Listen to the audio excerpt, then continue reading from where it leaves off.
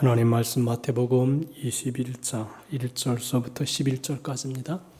그들이 예루살렘에 가까이 가서 감람산 벳박에 이르렀을 때에 예수께서 두 제자를 보내시며 이르시되 너희는 맞은편 마을로 가라. 그리하면 곧 매인 나귀와 나귀 새끼가 함께 있는 것을 보리니 풀어 내게로 끌고 오라. 만일 누가 무슨 말을 하거든 주가 쓰시겠다 하라. 그리하면 즉시 보내리라 하시니 이는 선지자를 통하여 하신 말씀을 이루려 하심이라. 일러스되 시온 딸에게 이르기를 내 왕이 내게 임하나니 그는 겸손하여 나귀 곧 몽에 매는 짐승의 새끼를 탓도다 하라 하였느니라.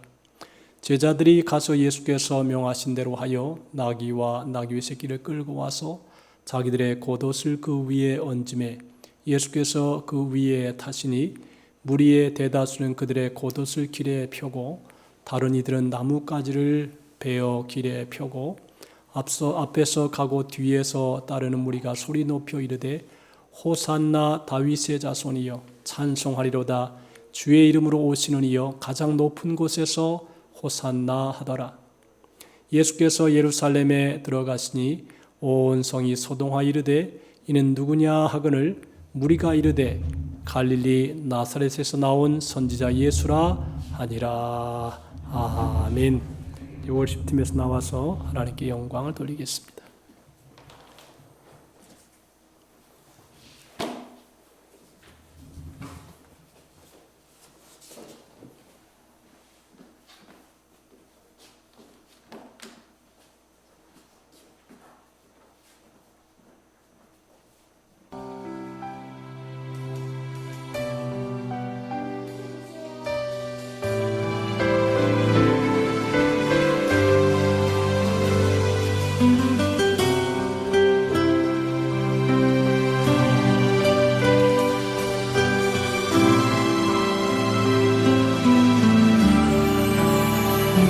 슬픔 속에서도 울지 않는 것, 억울해서 울지 않는 것, 걱정할 수밖에 없는 상황 속에도 걱정하지 않는 것, 사랑할 수 없는 사람조차도 사랑하며 품어주는 것, 용서할 수 없는 사람일지라도 용서하여 주는 것, 어떠한 자기 주장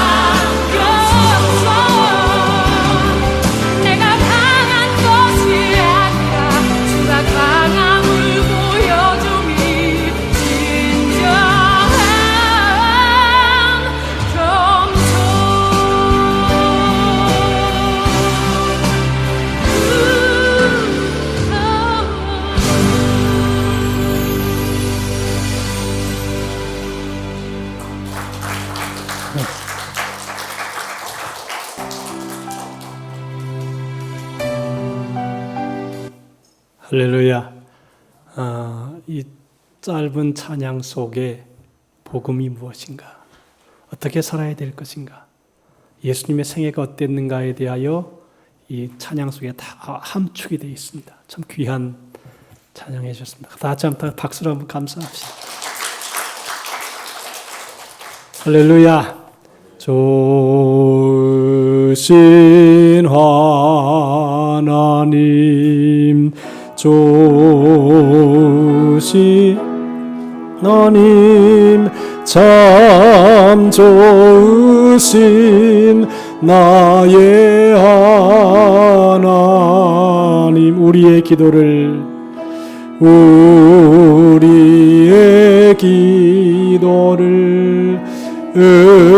응답해 주시는 참 좋으신 나의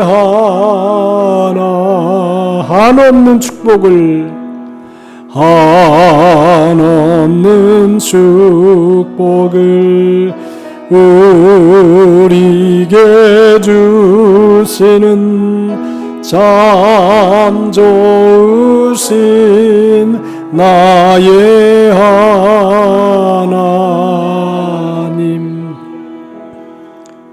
은혜로우신 하나님 아버지, 주님이 십자가에 못 박히기 전 한 주간, 고난 주간에 들어가면서 종료주일을 맞이합니다. 거룩하신 주님, 이 종료주일의 깊은 의미를 우리의 마음에 새기고 또 하나님이 원하시는 선한 뜻이 무엇인가를 잘 분별해서 지혜로운 삶을 우리 모두가 살아가도록 인도하여 주시옵소서. 오늘 월십팀 이렇게 하나님께 영광을 돌렸습니다. 그 찬양의 고백대로, 그 찬양의 의미대로 우리가 행동하게 하시고 말하게 하시고 생각하게 하셔서 하나님의 나라를 이루어 나아가는 우리 모두가 되게 하여 주옵소서. 하나님의 말씀이 들릴 때에 우리의 마음이 옥토가 되게 하시고 잘 박힌 보처럼 우리의 심령에 박혀서 생명으로 또 넘치게 얻는 축복의 시간 되게 해 주옵소서. 예수님의 이름으로 기도하옵나이다. 아멘. 우리 서로 축복합시다. 우리 하나님 우리를 사랑하십니다. 서로를 축복합시다. 근데 좀 웃으면서 합시다. 좀 웃으면서. 우리 경상도 사람들이 얼굴이 딱딱해가지고 잘 웃지 않습니다. 오늘은 종료주일의 의미와 교훈 이런 제목으로 말씀을 전해드리겠습니다. 예수님께서 3년의 공생의 정점인 십자가의 고난을 받으시려고 예루살렘에 입성하신 날입니다. 그리고 고난주간의 첫날이기도 합니다. 종료주일은 십자가 순환을 위한 예수님의 예루살렘 성을 공식적으로 입성하는 축하하는 날입니다. 왕이신 성자 예수님께서 어린 나귀를 타시고 겸손한 모습으로 입성하셨습니다. 지금으로 말하면 좋은 자가용을 타고 들어가지 아니하시고 말이나 백마나 이런 걸 타고 들어가지 않으시고 아주 작은 나귀를 타고 들어가셨습니다. 예수님이 예루살렘 입성이 당시 메시아로 계산하는 왕처럼 오심을 환영하는 뜻으로 백성들이 종려나무를 흔들었다고 해서 종려주일이라 그럽니다. 오늘 첫 종려주일에 있었던 일들을 한번 생각하면서 그 의미를 또 교훈을 우리의 마음에 새기고자 합니다. 이 종려주일의 예루살렘 입성은 예수님에 있어서 굉장히 중요한 사건입니다. 하나님의 이름이 인간을 구원을 이루시기 위해서 십자가 위에서 죽으셔야 하는 일이었습니다. 그런데 본문의 내용을 보면 예루살렘 성에 입성하시는 그 예수님의 모습이 초라하게 시작이 됩니다. 예수님은 제자들과 함께 예루살렘에 가까이 있는 감람산 근처 벳바게와 베다니 가까이에 이르렀을 때에 제자 둘을 보내시면서 그들에게 말씀했습니다. 너희 맞은편 마을로 가거라. 거기에 들어가면 아직 아무 사람도 탄 적이 없는 새끼 나귀 한 마리가 매여 있을 것이니까 그것을 풀어서 끌고 오라 그랬습니다. 어느 누가 너에게 왜 이렇게 하느냐 묻거든 주께서 쓰시겠다 하라 그랬습니다. 그러면 지체 없이 이리로 너에게 줄 거니까 그리고 다시 돌려보낼 것이다. 그렇게 얘기하라고 했습니다. 그때 거기 서 있는 사람들 가운데 몇 사람이 제자들에게 물었습니다. 새끼 나귀를 풀어다가 어디에 쓰느냐 하십니까? 제자들은 예수님이 일러주신 대로 주께서 쓰시고자 하십니다. 그리고 그 다음에는 다시 갖다 놓겠습니다. 그러자 그들은 허락을 합니다. 제자들이 이 새끼 나귀를 예수님께 끌고 와서 자기들의 겉옷을 그 등에 걸쳐 놓으니까 예수께서 그 위에 타시고 십자가를 지시기 위해서 예루살렘 성으로 입성하십니다. 여기서 우리에게 주시는 교훈 몇 가지를 생각하겠습니다. 첫째로는 제자들의 자세입니다. 제자들은 주님이 시키는 대로 그대로 순종했습니다. 맞은편 마을에 가서 아무도 타보지 않는 나귀 새끼를 한 마리가 있는데 매어 있을 것이니까 그것을 풀어오라고 명했습니다. 이때 제자들은 결과가 어떻게 될지 염려하지 아니하고 말씀대로 순종했습니다. 어떻게 보면 누구 것인지도 모르고 또 그냥 끌고 오라는 것은 도둑질해가 오라는 말과 똑같은 말이 아닙니까? 혹 주인이 나귀를 줄런지 아니면 그냥 끌어오다가 도둑으로 오인받을 수도 있습니다. 예루살렘 성으로 들어가는데 나귀 새끼를 타고 들어간다면 비웃는 소리가 들릴지도 모릅니다. 그러면서 혹 물으면 주가 쓰시겠다라고 하라는 말 한마디만 들려주셨습니다. 그러자 제자들이 예수님이 하라 하신 말씀대로 그대로 순종하였고 그 말씀대로 그대로 다 이루어졌습니다. 여러분, 인생은 사건 하나하나 속에서 이것이 어떻게 될지 아무렇게도 예측할 수가 없는 상황 속에 살고 있습니다. 내 인생의 앞길을 누구도 모릅니다. 때로는 우리에게 주어진 그 길이 험하고 어려우며 또한 그 결과를 전혀 예측할 수 없는 일들이라 할지라도 만일 주님의 명령이여 뜻하신 말씀이라면 기쁜 마음으로 잘 순종해 나아가는 것이 필요합니다. 인간의 이성이나 전통이나 문화나 내 느낌에 맞지 않는다 할지라도 하나님의 말씀이라면 순종할 때에 놀라운 역사가 일어나는 것을 믿으시기를 바랍니다. 그것이 내 이론에 맞지 아니하고 내 생각에 맞지 아니한다 할지라도 하나님의 말씀이 그렇게 하라고 했으면 그대로 순종하는 것, 이것이 제자들의 신앙입니다. 신앙은 내 생각이나 논리에 안 맞는 경우가 많습니다. 여러분, 1 더하기 1은 2인데 그게 신앙적으로 볼 때는 물 한 방울 더하기 한 방울 한 방울이 될 수가 있잖아요. 그러니까 하나님의 생각과 우리의 생각이 좀 이렇게 차이가 날 때가 있습니다. 예수님이 행하신 또 하나님이 제자들에게 또는 이스라엘 백성들에게 명령할 때에 이해가 되는 방향으로만 말씀하는 게 아닙니다. 이해가 안 되는 방향으로도 많이 말씀했습니다. 예를 들어서 성경에 보니까 여리고성을 무너뜨리려고 할 때에 그냥 하루에 한 바퀴 돌고 맨 마지막 7바퀴 돌고 소리 지르라. 뭔 역사가 일어난다고 소리를 지릅니까? 그게 인간적인 생각으로 볼 때 가서 때려 부시거나 군사들이 쳐들어가거나 이래야지 무너지지 그게 어떻게 무너질 수 있습니까? 이렇게 논리를 얘기할 수도 있습니다. 그런데 주님은 우리에게 가끔 야 그냥 돌아 그렇게 해. 그래서 순적하게 순종하면 그 순종한 대로 여리고성이 무너진 것입니다. 요단강이 물이 철철철철 넘쳐 흐를 때에도 제사장들이 먼저 그냥 물속에다 발을 집어넣어. 그러면 거기가 물이 끊어질 것이니까 그리로 건너가라 그랬습니다. 이것도 도대체 논리가 맞지 않습니다. 이론이 맞지 않습니다. 신앙이라고 하는 게 여러분 내 생각에 맞아서 그대로 순종하는 게 아니고 내 뜻에 전혀 안 맞는다 할지라도 주님이 말씀하시면 그대로 순종하는 것이 바로 신앙이다. 이게 바로 신앙이라고 하는 것입니다. 여러분, 이 세상에 내 논리로 이해가 될 수 없는 것들이 너무도 많아요. 예수님 미쳤습니까? 그냥 나귀를 가져가려면 도둑놈이라고 하면 어떻게 합니까? 이렇게 얘기하지 않습니다. 주가 쓰시겠다 하라. 그냥 말씀 한마디만 전하면 하나님께서 그 다음은 책임은 하나님이 지십니다. 여러분들, 신앙이라는 게 참 멋있는 게 뭐냐면요. 하나님께서 말씀한 대로 하면 누가 책임을 져요? 하나님이 책임지신다는 거예요. 이게 얼마나 멋있는 논리입니까? 자기가 다 책임을 지잖아요. 얼마나 힘들어요. 이거 안 넘어가면 어떻게 하지? 여리고성이 안 무너지면 어떻게 하지? 그건 지 걱정이고 하나님의 논리라고 하는 것은 다른 것입니다. 신앙의 위대성이 거기에 있습니다. 우리 모두가 하나님이 뭐라고 말씀하시든지 내 뜻에 맞지 않고 내 생각에 맞지 아니할지라도 하나님이 하라고 하면 그대로 순종해 나아가는 믿음의 사람들 되시기를 바랍니다. 순종뿐 아니라 복종도 하는 것입니다. 순종하고 복종하라. 혹시나 내 생각이 안 맞는다 할지라도 그대로 따라 나아가라. 그러면 책임은 내가 진다라고 하는 것입니다. 그리고 두 번째로 나귀의 주인의 신앙입니다. 제자들이 무조건 주님이 쓰시겠다고 하여서 나귀 새끼를 풀고 끌고 나갈 때 이 나귀 주인은 아무런 조건도 제시하지 아니하고 주님이 그렇게 쓰시도록 허락했다는 것입니다. 이 사람도 참 희한해요.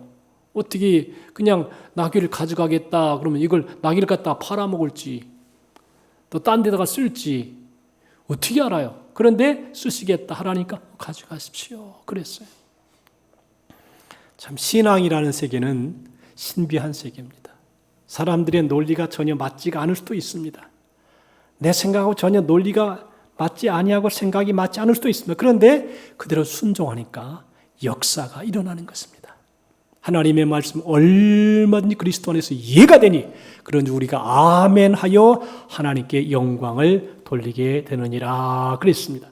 우리 모두가 하나님의 말씀을 그대로 이 나귀 주인처럼 주님 쓰시겠다. 가져가십시오. 가져가십시오. 여러분들 나귀와 나귀 새끼를 끌고 와서 나귀주는 새끼만 드린 것이 아니라 어미 나귀와 새끼까지 모두 드렸습니다. 한 마리만 끌고 온 게 아니라 어미와 새끼 2마리 이상 끌고 왔습니다. 어떻게 보면 보통 사람으로는 큰 재산입니다. 내가 가진 것이 보잘것없지만 주님이 쓰시겠다고 하니 얼마나 영광스러운 것입니까? 여러분들 주님께서 내가 너 재능을 써야 되겠다. 내가 너의 물질을 써야 되겠다. 내가 너의 힘을 써야 되겠다. 이렇게 할 때에 주님께 드리면 주님이 알아서 쓰시고 성경에 보면 그냥 돌려주지 않았어요. 여러분들 오병이어 기적이 일어날 때도 예수님은 그 어린아이가 오병이어를 가지고 왔잖아요. 갈 때 어떻게 합니까? 12광주도 남았잖아요. 그 12광주에서 한 광주 정도 주지 않았을까요? 그지요? 하나님은 쓰신 다음에 내가 풍성하게 돌려주시는 그런 좋으신 분입니다. 그러므로 우리가 내 생각과 뜻에 안 맞는다 할지라도 주님이 쓰시겠다고 하면 내 나귀든 내 물질이든 내 생각이든 내 재능이든 그저 하나님께 드리면 하나님께서 우리의 삶을 복되게 하실 줄로 믿으시기를 주님의 이름으로 축복합니다. 성경 말씀에 참 제일 좋은 말씀이 나오는데 뭐냐면 나를 위해서 형제나 자매나 집이나 전토를 벌인 자는 전토를 벌인 자는 하나님께 다 드린 사람은 이 세상에서 배를 받는다. 복된 생애를 살아간다. 그랬어요. 하나님이 사람을 쓰실 때 반드시 그냥 쓰시지 않고 재능이나 물질이나 건강이나 힘이나 하나님께서 완전히 더 갑전의 복을 주셔서 이렇게 쓰신다라고 하는 것입니다. 어떻게 볼 때는 우리가 여러분들 신앙생활이라고 하는 게 우리의 생각과 우리의 뜻대로 하는 것이 아니고 그냥 어린아이처럼 겸손하게 예수님이 쓰시겠다고 하면 그래요. 가져가세요. 가져가세요. 그러면 하나님께서 그냥 풍성하게 채워주시는 신앙생활을 하는 게 어른의 생각을 가지고 하면 피곤해요. 이것도 계산해야 되죠. 저것도 계산해야 되죠. 앞뒤를 가려야 되죠. 그랬어요. 힘들어요. 근데 어린아이 같이 쓰시겠다. 가져가세요. 그럼 단순하잖아요. 그러니까 우리가 신앙생활이라고 하는 게 너무 복잡하게 하면 피곤해져요. 여러분들 어린아이 같은 단순함을 가지고 믿음으로 아멘으로 받으셔서 행복과 평화를 누리게 되기를 주님의 이름으로 축복합니다. 쉬운 거거든요. 그냥 그래 주님 쓰십니까? 가져가세요. 단순하잖아요. 근데 하나님은 풍성한 은혜를 주셨다라고 하는 것입니다. 여러분들 헌신과 봉사는 믿음으로 하는 것입니다. 본문에서 중요한 사실은 제자들이 순종하여 나귀를 끌고 왔고 다음에 자신들의 먼저 겉옷을 벗어 깔고 그 위에 예수님을 타시라고 하는 모습을 보았습니다.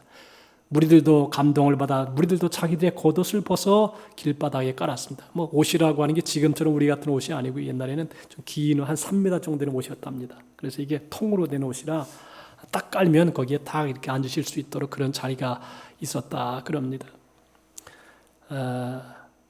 믿은 우리들이 어떻게 하느냐에 따라서 다른 사람들이 우리의 삶을 보고 따라합니다. 우리는 먼저 믿은 사람들의 행동으로 선한 영향력을 끼칠 수 있어야 되겠다라고 하는 것입니다. 제자들이 옷을 벗어 예수님의 나귀에 깔아드렸더니 무리들도 그렇게 헌신적으로 행하고 그 다음에는 호산나 호산나 노래합니다. 앞에 서서 가는 사람들과 뒤따르는 사람들이 외칩니다. 호산나 주의 이름으로 오시는 이여 찬송하리로다 그랬습니다. 다가온 우리 조상 다윗의 나라여 가장 높은 곳에서 호산나 찬양합니다. 여러분들 교회와 우리 그리스도인들은 이렇게 찬양과 감사가 어우러진 모습이 되어야 되겠습니다. 참으로 감동적이고 감격적입니다. 주님이 쓰시겠다는 말씀에 제자들이 나귀 주인에 순종할 때 일어났습니다. 그저 주님의 명령에 섭리와 뜻이 분명히 있는 줄 알고 응답하는 것입니다. 주님 섬기는 일에 열정을 회복하고 살아있는 주님의 교회로 세워나가며 대접받는 자리에서 내려와 새끼 나귀를 타는 겸손으로 시작할 수 있기를 우리가 소원해야 될 것입니다. 주여 쓰시옵소서 외치며 거룩한 감동을 사람들에게 전염시킵니다. 호산나 찬송이 한없이 울려 퍼지는 교회로 세워나가는 것입니다. 그러면 예수께서 입성하실 때에 이 나귀 새끼를 타신 이유는 온 세상의 죄를 없이 하기 위해서 죄인의 인류의 구원을 위해 마지막으로 예루살렘 성 입성하시는 주님의 모습이 참 초라하지만 그 초라한 모습을 통해서 하나님의 영광은 드러내는 것입니다. 주님께서 기왕이면 승리와 개선의 상징인 군마를 타고 수천 군사들의 호위를 받으면서 위풍당당하게 입성하시지 왜 나귀 그것도 새끼를 타시고 입성하셨습니까? 주님이 나귀 새끼를 타시고 입성하신 것은 바로 겸손과 평화의 왕으로 오셨다는 것을 보여주는 것입니다. 주님의 온유하심을 상징적으로 그대로 보여주는 것입니다. 참 이 신앙생활을 하면서 이 겸손과 평화 정말 중요한 것이에요. 겸손하지 않으면요 늘 문제가 생깁니다. 오만하고 교만하면 늘 갈등이 생기고 어려움이 생깁니다. 그런데 겸손한 무리가 쫙 포진되어 있으면 전체가 평화로운 물결이 강물처럼 흐릅니다. 하나님과 죄인된 인간 그리고 인간과 인간 사이의 영원한 평화를 위해서 겸손으로 나귀 새끼를 타고 입성하신 것입니다. 예수님의 삶 자체가 겸손했다 그랬어요. 여러분들 성경에 보니까 겸손과 여호와를 경외함의 보응은 재물과 영광과 생명이니라 그랬어요. 겸손과 여호와를 경외함의 보응은 재물과 영광과 생명이니라. 겸손하게 살면 하나님이 재물도 주시고 영광도 주신다는 것입니다. 겸손하고 재물하고 관계가 없는 것이 아니라고 하는 것이에요. 보세요. 나는 굉장히 깊은 관계가 있다고 봐요. 왜냐하면 겸손하면요 사람들이 몰려듭니다. 겸손한 사람을 좋아합니다. 그 부드러움과 따뜻함과 온유함을 사모해서 사람들이 몰려듭니다. 근데 교만하잖아요. 교만하면 사람들이 물러갑니다. 그와 함께 있기를 원치 않습니다. 딱딱하고 딱딱거리고 교만하고 건방지고 이렇게 하면 사람들이 점점 멀리 떨어져 가려고 싫어버립니다. 그러면 사람이 떠나가게 되면 물질도 떠나가게 돼요. 근데 겸손하면 사람들이 몰려오는 것입니다. 소프트한 그 사랑의 마음을 담기 위해서 또 교제하고 싶어하는 마음이 있어요. 그러니까 사람이 몰려오게 되니까 그 사람으로 인하여 재물도 몰려오게 돼요. 그러니까 겸손과 여호와를 경외함의 보응은 재물과 영광과 생명이니라. 그러니까 이 가만히 보니까 인격과 관계 있는 거예요. 인격이 겸손하면 다른 거 다 따라오는 거예요. 여러분 인격이 교만하잖아요. 다 떠나가 버립니다. 딱딱거리고 기분 나빠하고 자기 성질 드러내고 있잖아요. 사람들이 누구도 좋아하지 않습니다. 그런데 인격적으로 참 겸비하고 온순하고 선하고 착하면 사람들이 그 선함과 착함을 보러 쭉 따라옵니다. 그러면서 물질도 가져오는 것입니다. 자, 우리가 믿음의 사람들은 사람들이 나를 어떻게 대접하고 인정해 주느냐에 따라 일하지 않습니다. 하나님이 나를 어떻게 보시느냐를 더 소중히 여기고 가치 있게 생각합니다. 그래서 우리 주님의 심정으로 겸손한 마음으로 살아가야 될 것입니다. 그럼 예수께서 예루살렘 성에 입성하신 이유는 새끼 나귀를 타시고 겸손히 평화의 왕으로 예루살렘 성에 입성하신 것은 바로 십자가를 지시기 위함입니다. 이 십자가의 고난은 죽으심을 통해 하나님의 뜻, 모든 사람이 구원을 받게 하시고자 하는 하나님의 뜻을 이루시기 위함이었습니다. 참 여러분, 예수님의 생애는 짧게 길게 딱 벌써 계획을 하고 하나님의 섭리스교회 계획을 하고 계시는데 마지막은 영혼 구원이에요. 내가 하나 죽어서 십자가에 못 박혀 죽어서 많은 영혼을 건지고 구원하면 그게 가장 영광스러운 것이다라고 하는 것이에요. 여러분들, 우리 한 사람의 삶의 가장 중요한 목표가 뭐냐? 여러 가지가 있지만 나 때문에 한 영혼이라도 건지고 구원되어진다. 굉장히 중요한 일이에요. 제가 옥상 텃밭이 있습니다. 이번에 씨를 많이 뿌렸습니다. 많은 게 나옵니다. 이야, 제가 그걸 통해 깊이 깨달은 게 하나 있어요. 뭐냐 하면 뿌리면 처음에는 작아요. 시간이 가면 갈수록 물을 먹고 양분을 빨아들이면 이게 시금치로 또는 창추로 여러 가지로 나타나요. 처음에는 잘 안 보여. 근데 시간이 가고 흘러가게 되면 거기에 여러 가지 것들이 쑥쑥쑥쑥 자라요. 그래서 제가 느끼는 게 뭐냐. 아하, 복음 전도도 이와 같다. 당장에 뭐가 안 나타난다 할지라도 뿌리면, 던지면, 씨를 뿌리면 언젠가 그것은 거둬지게 될 것이다. 할렐루야. 제가 그런 생각, 그래서 일주일에 한 세 번씩, 이번 주도 그런 생각을 전도했습니다. 이게 복음을 전하면 당장은 뭐가 안 나타나는 것 같더라도 조금만 세월이 가고 시간이 가면 꽃도 피고 열매도 맺고 그 다음에 채소도 자라고 그래서 풍성해질 것이다 라고 하는 것입니다. 그래서 여러분들, 우리 가족들, 인족들에게 할 수만 있으면 제일 좋은 게 뭐냐? 뭐 좋은 게 밥을 사줄 수도 있고 선물을 줄 수도 있지만 제일 좋은 게 뭐냐? 영생 아니겠어요? 영생. 영원히 사는 것. 생명을 얻고 구원을 받는 것. 영생이 가장 소중한 거 아니겠습니까? 우리 모두가 영원한 생명을 전달해주는 전달자가 다 되시기를 주님의 이름으로 축복합니다. 그게 제일 귀한 거 아니겠어요? 이 세상에서 아무리 잘 먹고 잘 입고 잘 살아도 만약에 지옥불에 들어가고 고난을 받고 영원히 타오르는 불꽃 속에 들어간다면 얼마나 안타까운 것이겠어요. 그런데 내가 전해준 그 전도지 한 장이, 내가 준 그 사랑의 복음의 메시지가 양나가 가진 검처럼 예리의 혼과 영과 관절골수를 찢어 쪼개면서 그 영혼을 변화시키고 새로웠게 하고 하나님 앞에 나오는 기회가 된다면 가장 귀하고 소중한 것을 주는 게 아니냐 하는 것입니다.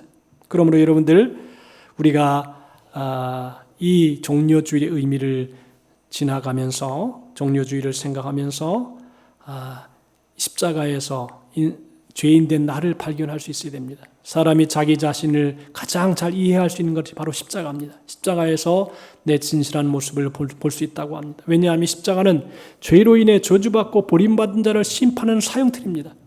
로마서 5장 6절과 9절에 이렇게 나와 있습니다. 우리가 아직 죄 연약할 때에 기약대로 그리스도께서 경건치 않은 자를 위하여 죽으셨도다.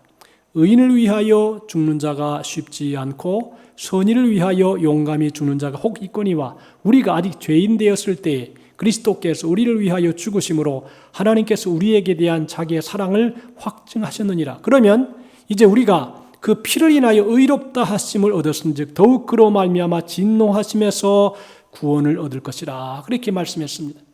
굉장히 중요한 복음인 것입니다. 십자가에 달리신 주님을 바라볼 때 우리가 죄인임을 정확히 가르쳐줍니다. 죄인이 져야 할 것이 바로 십자가의 형틀입니다.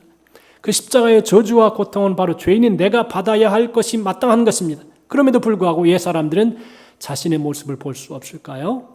사람들은 소유와 신분과 가치관을 기준으로 자기 자신과 사람들을 이해하기 때문입니다. 사람들은요, 사람을 바라볼 때에 그 내적인 속에 있는 영혼을 바라보는 눈이 없어요. 대체로 얼마나 많이 가지고 있는가, 어떤 지위에 있는가, 이런 세속적인 가치관으로 사람을 바라봅니다.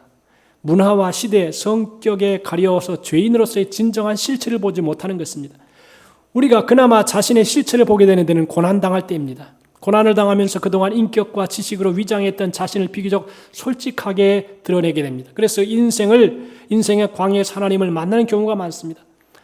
넉넉하고 풍성하고 조건이 되어 있으면 별로 그렇게 감각이 안 옵니다. 그런데 십자가를 보고 죄와 저주와 심판으로 십자가에 모진 고통과 대가를 치르고 사망으로 끝나버릴 자신을 영원히 지옥 형벌을 당할 수밖에 없었던 우리 모습을 십자가를 통해서 보는 것입니다. 이것이 우리의 본래 모습입니다. 십자가를 볼 때 나를 볼 수 있는 하나님 사람만이 또한 하나님을 볼 수 있습니다. 십자가에서 우리는 또한 하나님의 깊은 사랑을 발견해야 됩니다. 하나님이 십자가 위에서 베푸신 사랑은 사랑받을 가치가 없는 사람을 사랑하신 사랑이고 사람 스스로가 해결할 수 없는 죄인 운명으로부터 건지신 사랑인 것입니다. 이사야 선자는 하나님의 사랑을 우리에게 이같이 표현하고 있습니다. 그는 실로 우리의 질고를 지고 우리의 슬픔을 당하였거늘. 우리는 생각하기를 그는 징벌을 받아서 하나님에게 맞으며 고난을 당한다 하였노라. 그가 찔림은 우리의 허물을 인하며 그가 상함은 우리의 죄악을 인함이라. 그가 징계를 받으면 우리가 평화를 누리고 그가 채찍에 맞음으로 우리가 나음을 입었도다. 우리는 다 양 같아서 그릇 행하여 각기 제 길로 갔거늘 여호와께서는 우리 무리의 죄악을 그에게 담당시키셨도다 그랬습니다. 우리의 즐거와 슬픔을 대신 지고 가는 것, 우리 죄를 인하여 대신 채찍에 맞고 징계를 받는 것, 한 장면 한 장면이 우리 모두 인간을 향한 하나님의 마음인 것을 보여주고 있습니다. 그럼에도 불구하고 사람은 하나님께 버림받고 벌받는다고 하며 하나님의 사랑을 보지 못합니다. 십자가에서 나의 하나님 어찌하여 나를 버리셨나이까 절규하는 아들의 모습을 외면하면서까지 사랑하신 그 사랑인데도 말입니다. 그래서 에베소 5장 2절에 말합니다. 그는 우리를 위하여 자신을 버리사 향기로운 제물과 생축으로 하나님께 드리셨느니라고 말씀합니다. 자신을 버리셨습니다. 그것도 가치 없는 나도 포기한 나를 위하여 자신의 몸을 십자가에서 버리사 살아있는 제물이 되어 쪼개어지고 거기 십자가 위에서 온몸이 찢기우고 부서져 피를 흘리며 드렸다고 말씀하는 것입니다. 에베소 1장 7절에 말합니다. 우리가 그리스도 안에서 그의 은혜의 풍성함을 따라 그의 피로 말미암아 구속고 죄사함을 받았으니 즉 저주받을 우리가 하나님의 사랑으로 죄사함을 받았음을 말씀해 주고 있습니다. 십자가는 바로 나를 향한 하나님의 사랑의 마음이 표현되어 있습니다. 주님이 신 십자가는 원래 거기에는 못 박혀야 할 내 모습입니다. 죄와 저주가 얼마나 무서운가를 깨닫게 해줍니다. 여러분 십자가의 형벌이 참 무시무시한 형벌이에요. 이게 보통 총을 딱 쏘면요, 총살을 하면 그 순간에 그냥 죽습니다. 사도 바울이 단두대에서 순교를 했는데 단두대도 그 순간이면 끝납니다. 그냥 목을 딱 치는 순간 딱 끝나버립니다. 근데 이 십자가는요 아주 잔인합니다. 그 죽음의 시간을 오래 길게 갑니다. 멸시와 천대를 받게 하고 온몸에서 피가 다 쏟아지게 하고 양손과 양발에 대못을 박아가지고 그 처절한 그리고 떼약변 밑에서 내려오는 그 고난을 다 받게 합니다. 이 세상의 이 형벌 중에 십자가처럼 무서운 형벌이 없습니다. 계속 피가 내려오고 계속 고난이 다가오고 통증은 계속 오고 갈증은 더 심해져 오고 그래서 힘들고 지치고 최악의 고난을 다 겪게 하는 것이 십자가인 것입니다. 예루살렘 거민들은 평화와 겸손의 왕으로 오신 주님을 영접했습니다. 호산나 하면서 찬양했습니다. 우리가 일평생 살아가면서 가장 소중한 것이 있다면 주님을 위해서 우리의 겉옷을 벗어서 깔아드릴 수 있는 것. 무엇보다 예루살렘 성에 입성하신 것은 십자가를 지시기 위한 것이었습니다. 무슨 세상 나라도 아니고 무슨 대접을 받는 것도 아니고 영원하신 하나님이 우리와 같은 사람이 되어서 이 땅에 오시되 십자가에 못 박혀 죽으심으로 우리의 구원을 다 이루어 놓으신 것입니다.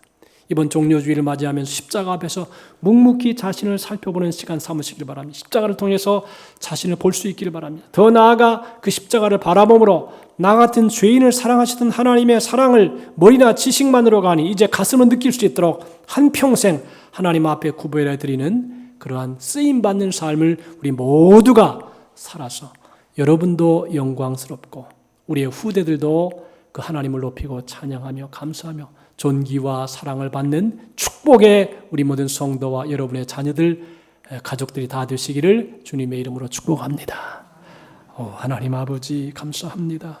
종려주일에 주님이 이 땅에 오셔서 십자가를 지기 위해서 예루살렘 성에 입성하시는 이 예수님의 모습을 오늘 살펴보았습니다. 걸어가신 주님 원하옵고 기도하오니 우리로 하여금 주님 가신 길 따라가게 하시고 주님 가신 길 행하게 하시고 그래서 마지막에 고난을 위하여 인류 구원을 위하여 십자가 위에 죽임을 당하신 주님의 의미를 생각하며 한 주간도 거룩하게 살아가는 우리 모두가 되게 하시고 고난의 주님 기억하면서 나아가게 도와주옵소서. 예수님의 이름으로 기도하옵나이다. 아멘. 146장